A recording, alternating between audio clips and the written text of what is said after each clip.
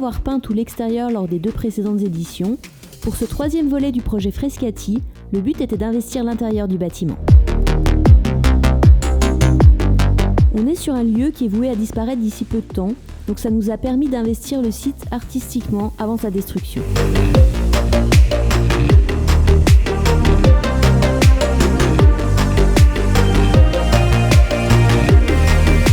C'était vraiment l'occasion de permettre au public de découvrir différentes pratiques artistiques qui font partie de l'art urbain.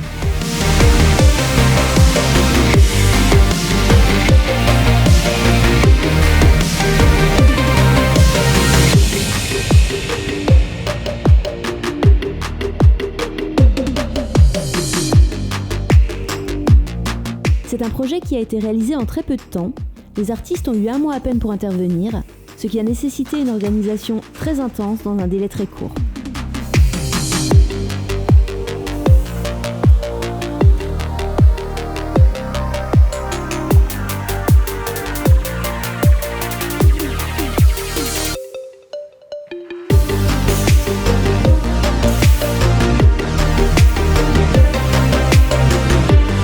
Pour cette dernière édition, 24 nouveaux artistes sont venus participer à ce parcours de fresques in situ.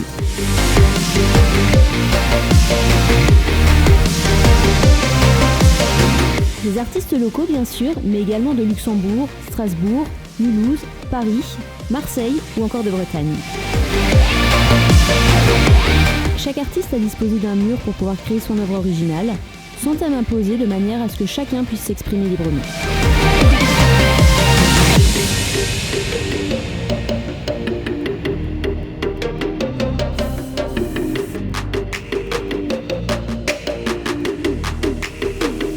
En moyenne, chaque fresque a nécessité entre 3 et une dizaine de jours de travail.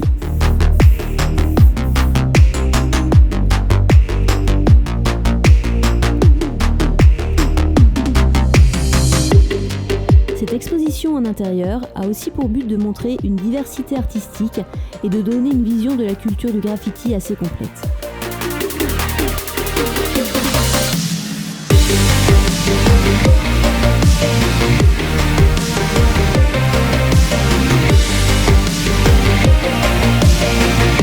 C'est pour ça qu'on peut retrouver plein d'univers et de styles très différents, que ce soit de la peinture très figurative, ou au contraire des styles plus abstraits, des installations et même une exposition photo.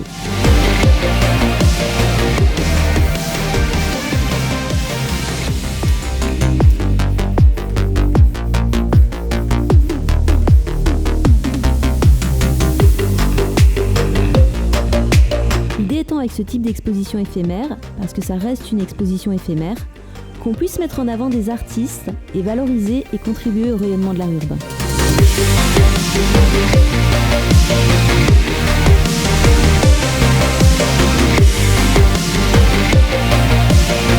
C'est aussi bénéfique pour la culture locale, parce que ça permet une approche en quelque sorte éducative avec le public et d'enlever certains préjugés qu'il pourrait y avoir sur cette pratique.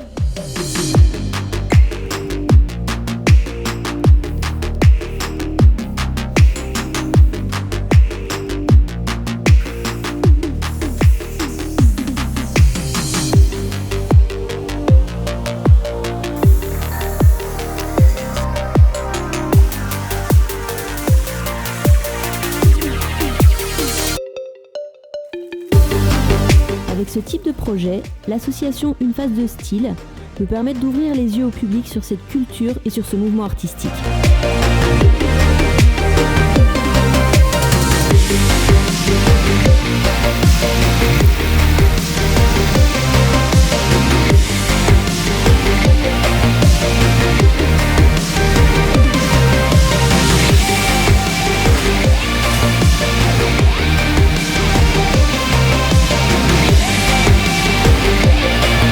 Frescati 3, ça a été 2400 visiteurs qui ont pu visiter l'exposition gratuitement et qui ont pu profiter de cet événement finalement rare à l'échelle locale, mais qui constitue un réel outil de valorisation du patrimoine culturel.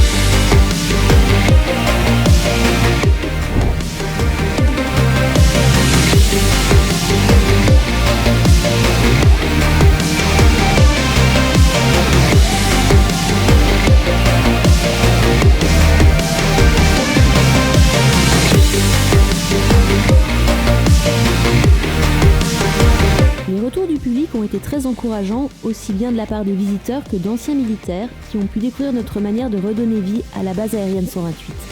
L'association n'a bénéficié que de peu de moyens pour mettre en place cet événement.